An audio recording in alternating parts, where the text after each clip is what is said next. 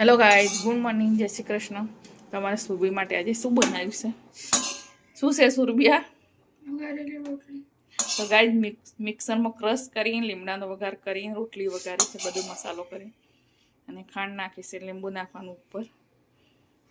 તો હવે ચા બને છે. એક બાજુ શાક બની ગયું, મેથીનું બટેકાનું ટિફિન.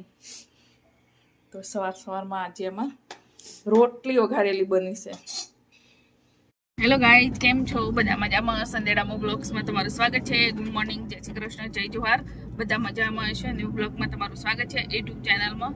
તો સવારમાં બ્લોગ બનાવવાનું સ્ટાર્ટિંગ કરી દીધો હતો. તો છોકરાને બધું ટિફિન પેક કરી આપ્યું. તો મારે 8 વાગે જવાનું હતું બહાર તો ના જવાનું હતું, દવાખાને જવાનું હતું, સોજો લેવા જવાનું હતું ખૂન આપવા માટે. તો હવે જઈએ છે. ડામોર સાહેબ good morning. Hello guys, good morning. તો ડામોર સાહેબને બંને ડામોર સાહેબ આજે વહેલા આવી ગયા હતા. તો સવારમાં નીકળી પડ્યા છો. હવે ચા પીવાની બાકી છે, મારે ભૂખ્યા પેટે કરવાનું હતું એટલે તો આઈને ચા પીશ. તો બ્લોકમાં બની રહેજો ગાઈઝ. હેલો ગાઈઝ, મેં હોસ્પિટલ ગઈ હતી, હોસ્પિટલ જઈને આવી ગઈ. તો હવે બનાવું છે જમવા. આજે જમવામાં સવાર મેથીની ભાજી, બટેકા, તુવેરને દાણા મિક્સ શાક. તો છે મને કઢી બનાવી છે,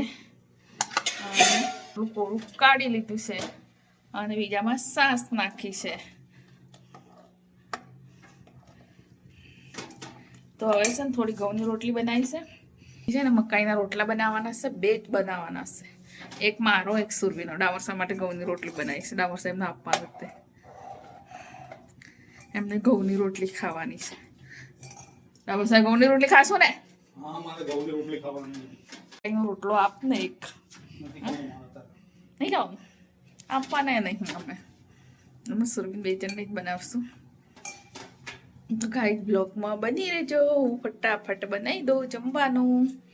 ગાઈઝ જમવા બેસી ગયા છો. મેથીની ભાજી, બટેકા, તુવેરના દાણા મિક્સ બનાવ્યું છે અને થોડી કઢી બી બનાવી દીધી. તો બહુ મસ્ત લાગે રોટલો ચોળીને ખાવા. અને મકાઈના રોટલા બનાવ્યા છે ગરમ ગરમ. બે જ બનાવ્યા છે, એક સુરભીનો ને એક મારો. ડામોર સાહેબ માટે તો રોટલી બનાવી દીધી 2-3. જમવામાં ચા મકાઈનો રોટલો બહુ ભાવે છે. ફરીથી રેડી થઈ ગયું છું બહાર જવા માટે ડામોર સાહેબને બંને. તો અમે ડામોર સાહેબને બંને જઈએ છે રિપોર્ટ લેવા. તો બ્લોગમાં બની રહેજો. હેલો ગાઈઝ, જઈને આવી ગઈ. તો હવે બનાવ જમવા. તો કપડાં બદલી નાખું ફટાફટ, પછી બનાવવાનું છે જમવા.